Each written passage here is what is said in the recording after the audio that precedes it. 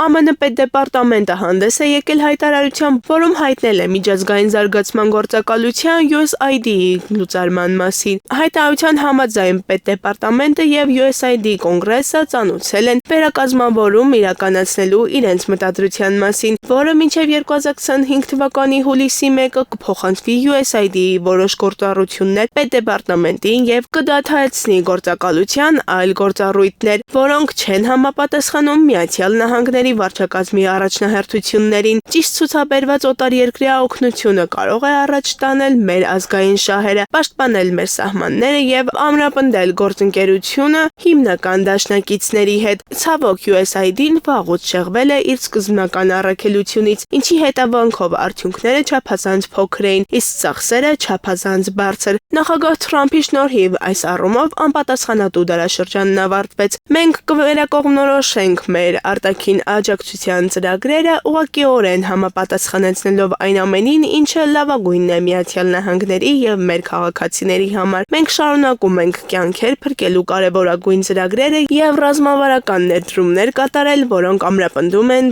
մեր գործընկերներին եւ մեր սեփական երկիրը։ Սա ամերիկացի ժողովրդին տրված եւ կատարած հերթական խոստումն է, նշված է ԱՄՆ պետդեպարտամենտի հայտարարությունում։